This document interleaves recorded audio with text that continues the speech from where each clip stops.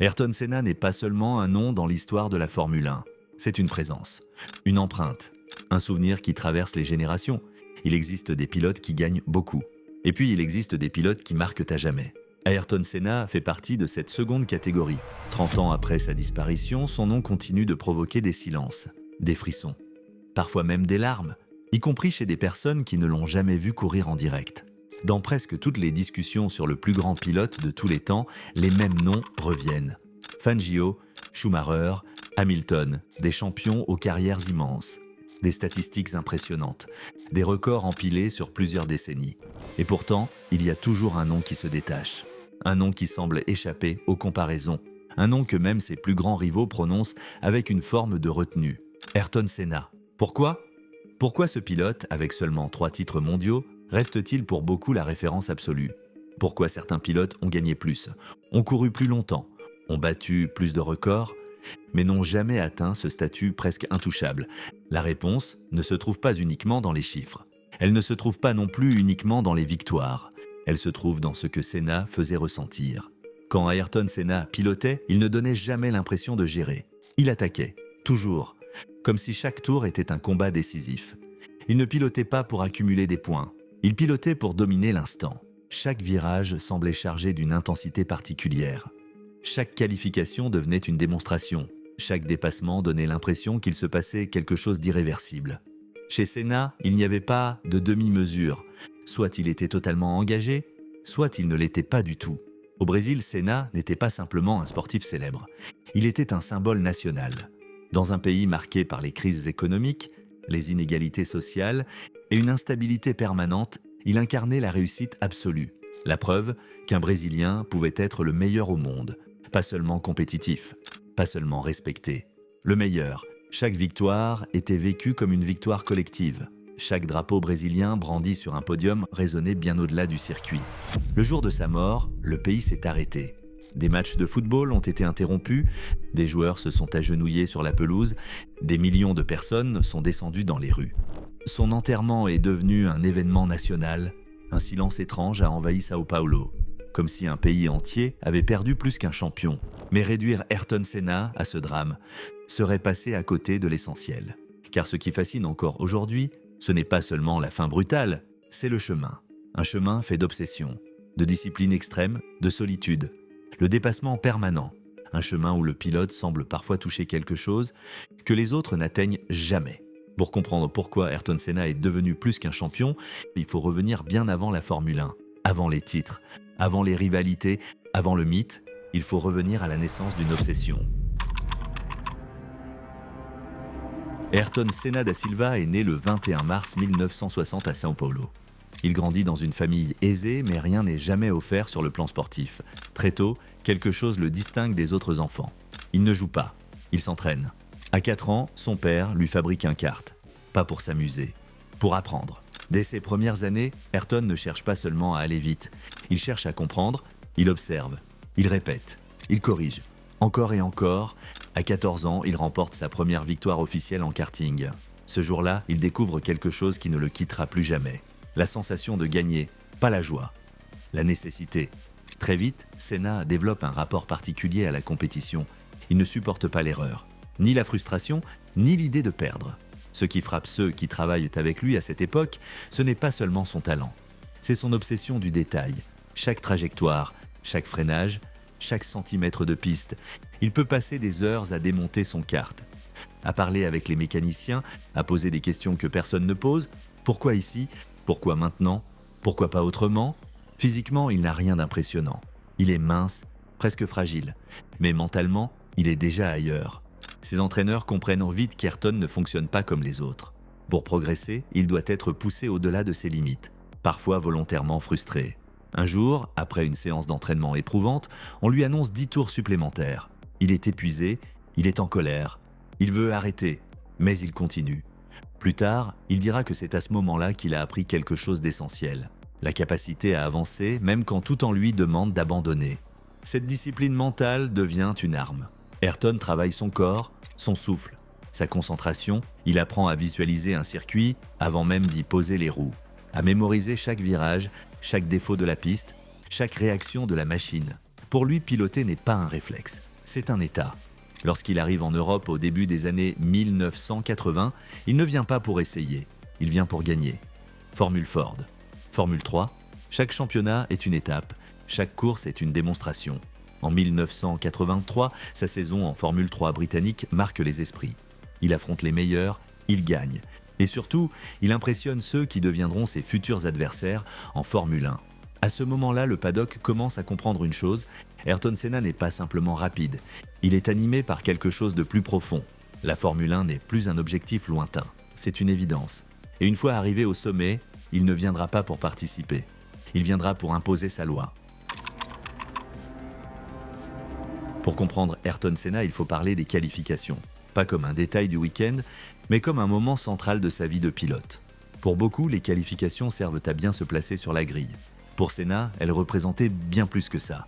C'était un duel pur, un face-à-face entre l'homme, la machine et le circuit, sans stratégie, sans gestion, sans compromis, une seule tentative, un seul tour, un instant où tout devait être parfait. Senna voyait les qualifications comme un moment de vérité, là où les excuses n'existent pas, là où la voiture ne peut plus masquer les limites du pilote, là où le talent brut s'exprime. Très tôt, il développe une obsession pour cet exercice. Il travaille chaque virage, chaque point de freinage, chaque trajectoire. Il mémorise les circuits dans les moindres détails, les bosses, les changements de grippe, les zones d'ombre, les imperfections de l'asphalte. Avant même de monter dans la voiture, il a déjà parcouru le tour dans sa tête, des dizaines de fois. Quand il s'installe dans le cockpit pour les qualifications, le monde extérieur disparaît. Les ingénieurs, le public, les rivaux, il ne reste plus que le chronomètre. À la radio, son ingénieur comprend vite une chose. Pendant ce tour, il ne faut pas parler, ne rien perturber, car Senna entre dans un état particulier, un état que lui-même décrira plus tard comme une zone. Dans cette zone, le temps semble ralentir. Les réflexes deviennent instinctifs. Les gestes sont précis, sans effort apparent. Il ne pilote plus consciemment, il agit. L'exemple le plus célèbre reste Monaco 1988. Ce jour-là, Senna affronte Alain Prost, son coéquipier, un double champion du monde au sommet de son art. Dès le début des qualifications, Senna est rapide, très rapide. Puis il continue à améliorer. Encore et encore. À chaque passage, le chrono tombe. Les ingénieurs n'en croient pas leurs yeux. À la fin, l'écart est sidérant. Plus d'une seconde d'avance sur Prost. Sur un circuit aussi court que Monaco, c'est colossal. Mais le plus troublant vient après. Senna expliquera qu'à un moment, il a eu l'impression de ne plus être totalement aux commandes. Comme s'il observait la voiture de l'extérieur, comme s'il pilotait au-delà de la conscience. Il se rend compte qu'il va trop loin, pas trop vite, mais trop profondément. Il décide alors de rentrer au stand. De lui-même, ce n'est pas la peur, c'est la lucidité. Ce jour-là, Senna touche une limite invisible. Une frontière que peu de pilotes atteignent. Et ce n'est pas un cas isolé. Pendant toute sa carrière, il accumule les pole positions, encore et encore, à tel point que même des pilotes plus titrés reconnaissent qu'en qualification pure, personne n'était à son niveau. Il ne gagnait pas toujours la course, mais il gagnait le respect. Car se battre contre Senna le samedi, c'était déjà perdre un combat psychologique. Il imposait un rythme, une référence. Les autres pilotes savaient qu'il fallait dépasser leurs propres limites, rien que pour l'approcher. Cette maîtrise du tour parfait n'était pas seulement une question de talent, c'était le résultat d'un travail acharné, d'une exigence extrême envers lui-même. Il analysait les données, il questionnait les ingénieurs, il passait des heures à discuter des réglages, et quand quelque chose ne fonctionnait pas, il le sentait immédiatement. Une fois, après un contact léger avec un mur, Senna revient au stand et affirme que le mur a bougé de quelques millimètres. Personne ne le croit. On pense à une excuse. Après la séance, on vérifie, le mur a effectivement bougé. Ce niveau de précision résume parfaitement Senna. Il pilotait au millimètre, à la limite absolue. Mais cette quête de perfection avait un prix. Plus Senna poussait loin ce combat intérieur, plus il s'isolait. Les qualifications devenaient son territoire, son refuge, son champ de bataille personnel. Mais cette domination du tour parfait n'était pas seulement une question de talent. Elle était le reflet d'un combat plus profond, un combat intérieur. Et pour comprendre ce combat, il faut regarder au-delà des chronos, à l'intérieur de l'homme. Ayrton Senna n'était pas seulement rapide, il était habité. Chez lui, la performance ne commençait pas dans la voiture. Elle commençait bien avant, dans le silence, dans la solitude. Senna avait besoin d'être seul. pas par arrogance, mais parce que le bruit du monde l'empêchait d'aller là où il voulait aller. Avant une course, il pouvait rester des heures sans parler, sans écouter de musique, sans distraction. Il construisait une bulle mentale, une zone intérieure où rien d'extérieur ne pouvait entrer. Beaucoup de pilotes se concentraient. Senna, lui, se coupait du monde. Il visualisait chaque détail, le circuit, les trajectoires, les enchaînements de virages. Il répétait la course dans sa tête, tour après tour, freinage après freinage.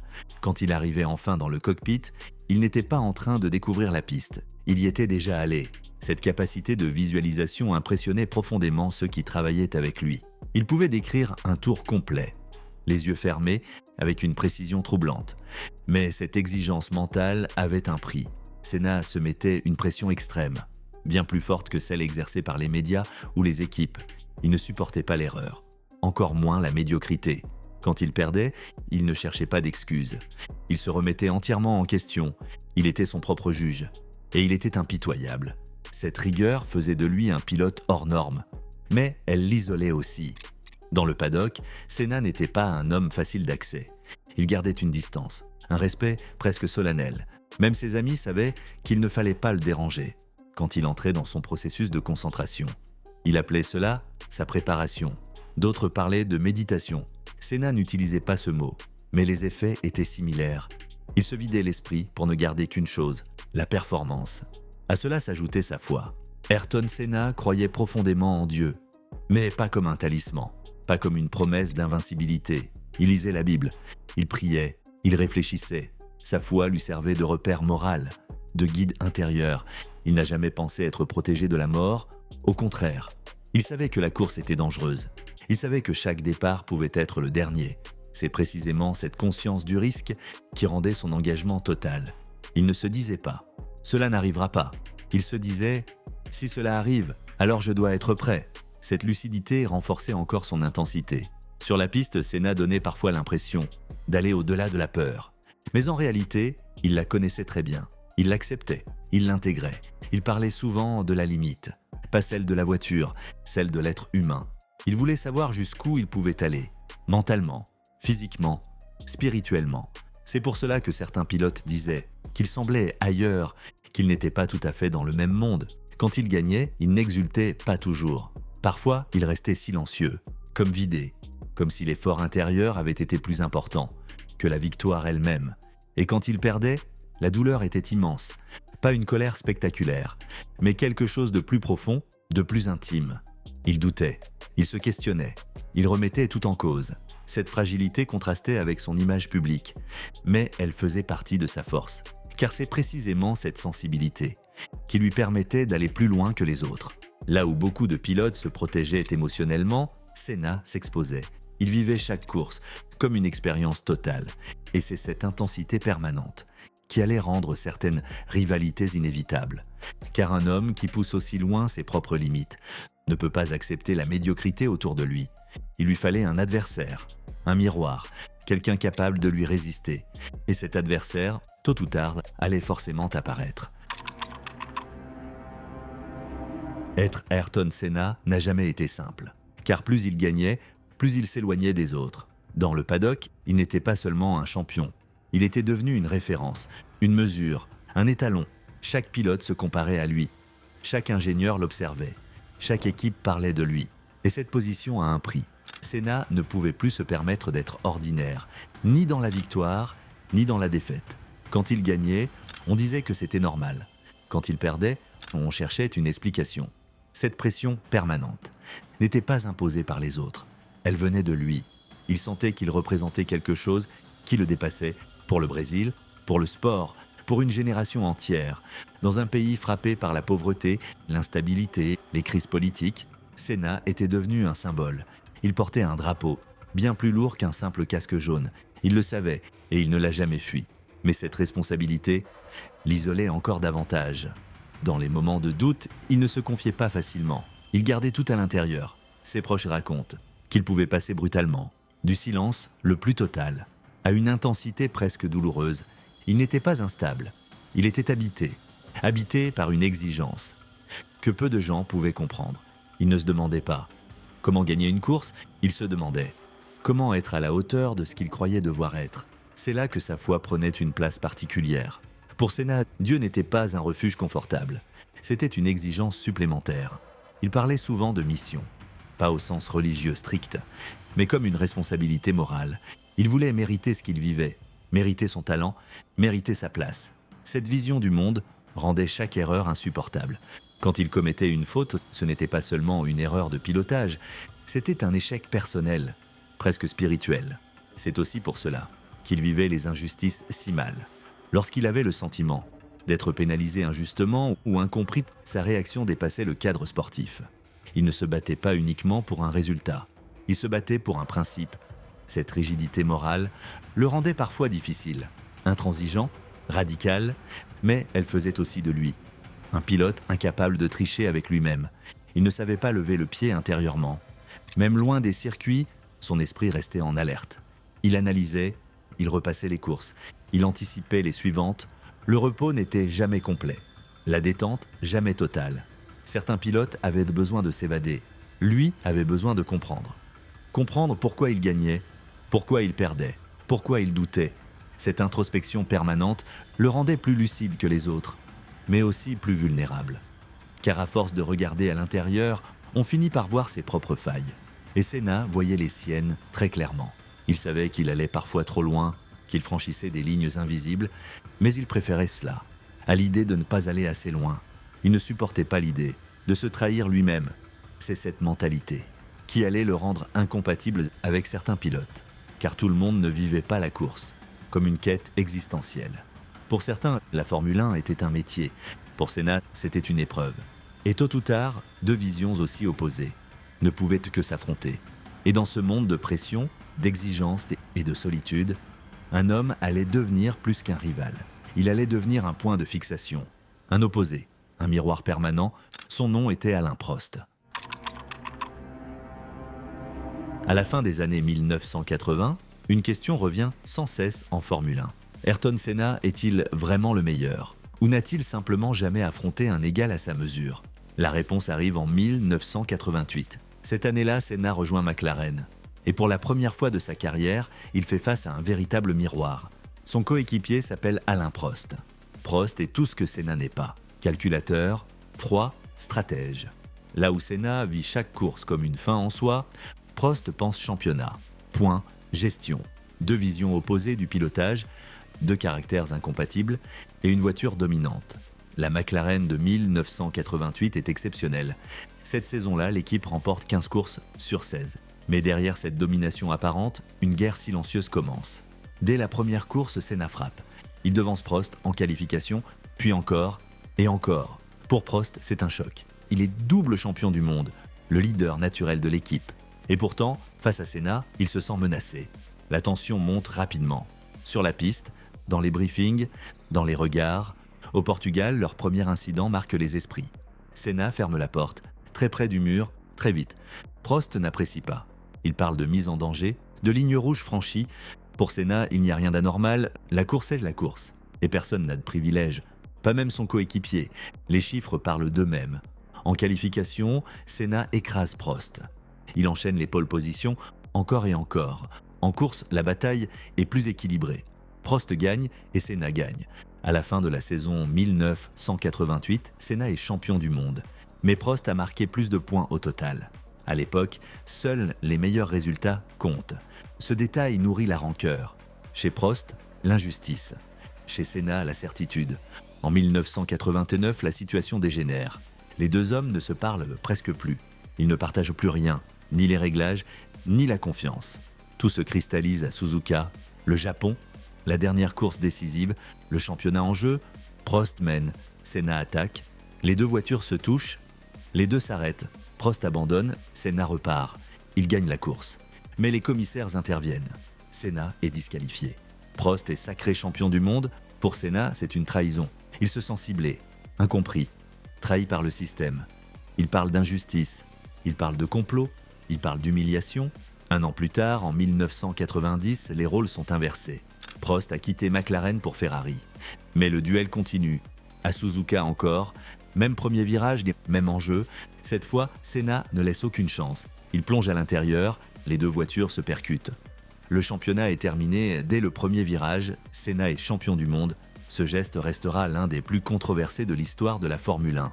Pour certains, un acte impardonnable. Pour d'autres, la conséquence logique d'une guerre sans merci. Mais une chose est certaine, cette rivalité a marqué la Formule 1 à jamais. Elle a opposé deux génies, deux philosophies, deux façons de voir le sport, et paradoxalement, avec le temps, le respect est revenu. Prost dira plus tard que Senna était le pilote le plus rapide qu'il ait jamais affronté, de très loin. Et Senna, malgré tout, reconnaîtra que sans Prost, il n'aurait peut-être jamais atteint ce niveau. Car parfois, pour devenir une légende, il faut un ennemi à sa hauteur. Derrière le pilote implacable, il y avait un homme complexe, solitaire, exigeant, souvent incompris. Ayrton Senna passait beaucoup de temps seul. Avant les courses, après les courses, même au sein de son équipe. Ce n'était pas du mépris, c'était une nécessité. Pour performer, il devait se couper du monde, créer une bulle, un espace mental où rien ne pouvait le distraire. Mais en dehors de cette bulle, Senna était très différent. Attentif, généreux, profondément humain. Il était animé par une foi sincère, une foi simple, sans prosélytisme. Il lisait la Bible, il parlait souvent de Dieu, non pas comme d'une protection magique, mais comme d'un repère intérieur. Il ne croyait pas être invincible. Il savait que la course était dangereuse. Il savait que la mort faisait partie du jeu. Et pourtant, il continuait. Sur la piste, il pouvait être impitoyable. Mais face à un pilote en danger, il n'hésitait jamais. À Spa, en 1992, lorsqu'Eric Coma se crache violemment lors des essais, Senna est le premier à s'arrêter. Il coupe le moteur de la voiture accidentée. Il maintient la tête du pilote pour protéger sa colonne vertébrale. Il reste là, au milieu de la piste, pendant que d'autres voitures arrivent encore. Ce geste n'était pas calculé. Il était instinctif. Ce contraste fascinait autant qu'il dérangeait. Comment le même homme pouvait-il prendre des risques extrêmes pour gagner et risquer sa vie pour sauver un autre? La réponse est simple. Pour Senna, la course était sacrée. Mais la vie l'était encore plus. Il était aussi très attaché à son pays, à son drapeau, à son peuple. Après chaque victoire importante, il brandissait le drapeau brésilien. Pas pour le spectacle, mais pour rappeler d'où il venait. Il savait ce qu'il représentait pour le Brésil. Un espoir, une fierté, un modèle. Malgré sa richesse, il restait profondément marqué par les inégalités de son pays. Il soutenait discrètement de nombreux projets sociaux, notamment pour les enfants défavorisés. Sans communication, sans mise en scène, ce n'est qu'après sa mort que beaucoup découvriront l'ampleur de son engagement. Dans l'intimité, Senna parlait souvent de l'après-carrière, de transmission, d'aider les autres à s'élever. Mais il y avait aussi une forme de fatigue, une lassitude. Au début des années 1990, après des années de combat, de pression et de rivalité intense, quelque chose avait changé. La Formule 1 n'était plus la même, et lui non plus. Il lui manquait un repère, un rival, un miroir. Alain Prost avait quitté la piste, et Senna, paradoxalement, semblait parfois perdu sans lui. Il restait le plus rapide. Mais l'homme derrière le casque commençait à porter un poids plus lourd, et ce poids allait se faire sentir. Lors d'un week-end, qui allait changer la Formule 1 pour toujours? Le Grand Prix de Saint-Marin 1994 n'est pas un week-end comme les autres. Dès l'arrivée à Imola, quelque chose pèse dans l'air. Ayrton Senna vient de rejoindre Williams. Sur le papier, la meilleure équipe. Mais en réalité, une voiture instable. Difficile à piloter, imprévisible à haute vitesse. Depuis le début de la saison, rien ne se passe comme prévu. 2 courses, 2 abandons. Pour la première fois depuis longtemps, Senna doute de sa machine. Pas de son talent, mais de la voiture. Le vendredi, le drame commence. Rubens Barrichello se crache violemment pendant les essais. Sa voiture décolle, heurte le mur, se disloque. Barrichello survit. Mais le choc est immense. Senna est profondément affecté. Il se rend à l'hôpital du circuit. Il veut voir son compatriote. Il veut comprendre. Le samedi, le pire arrive. Roland Ratzenberger se tue en qualification. Un accident brutal à plus de 300 km/h. Cela faisait plus de 10 ans qu'un pilote n'était pas mort en Formule 1. Senna est bouleversé. Des témoins racontent qu'il quitte le circuit en larmes, qu'il parle de sécurité, qu'il parle de peur. Il devait rencontrer les autres pilotes pour relancer une discussion sur les dangers du sport. Il voulait agir. Le dimanche matin, Senna n'est pas le même. Ceux qui le connaissent bien remarquent des détails inhabituels. Il brise ses rituels. Il enlève son casque sur la grille. Son visage est fermé. Dans son cockpit, il a un petit drapeau autrichien. Il voulait le brandir après la course, en hommage à Ratzenberger. Le départ est donné. Un accident survient immédiatement. La course est neutralisée. Les voitures suivent la voiture de sécurité pendant plusieurs tours. Quand la course reprend, Senna est en tête. Schumacher est derrière lui. Au 7e tour, dans le virage de Tamburello, tout s'arrête. La Williams sort de la trajectoire. Elle ne tourne pas. Elle va tout droit. L'impact est violent, terrifiant. Les images montrent une voiture brisée, un casque immobile. Les secondes passent, puis les minutes. Les secours interviennent. Un hélicoptère se pose sur la piste. Dans les stands, le silence est total. Les visages sont figés. Senna est transporté à l'hôpital de Bologne. Il est dans le coma, gravement blessé à la tête. À 18h40, Ayrton Senna est déclaré mort. Il avait 34 ans. Le monde apprend la nouvelle en quelques minutes. La Formule 1 s'effondre. Le Brésil pleure. Son enterrement devient un événement national. Des millions de personnes envahissent les rues de Sao Paulo. Un pays entier dit adieu à son héros. Ce week-end marque une rupture définitive. La Formule 1 ne sera plus jamais la même. Les règles changent.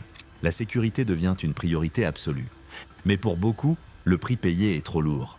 Le sport a perdu plus qu'un champion. Il a perdu une référence, un repère, une mesure de l'extrême. La mort d'Ayrton Senna a créé un avant et un après dans la Formule 1, mais aussi dans la manière dont on regarde ce sport. Après Imola, plus rien n'est fait comme avant. Les voitures deviennent plus sûres. Les circuits sont modifiés. La sécurité cesse d'être une variable secondaire. Ce n'est pas immédiat, mais c'est irréversible. Ironiquement, c'est la disparition du pilote le plus extrême, qui force la discipline à protéger davantage ses pilotes. Mais l'héritage de Senna ne s'arrête pas là. Pour les pilotes qui arrivent après lui, il devient une référence absolue. Schumacher parle de lui comme d'un modèle. Lewis Hamilton dira qu'il était la raison pour laquelle il a voulu devenir pilote. Pas seulement pour ses titres, mais pour sa manière de piloter. Sa capacité à repousser les limites, à aller chercher quelque chose de plus profond que la performance. Senna n'était pas parfait. Il a pris des décisions discutables, il a parfois franchi des lignes. Mais il n'a jamais triché avec lui-même.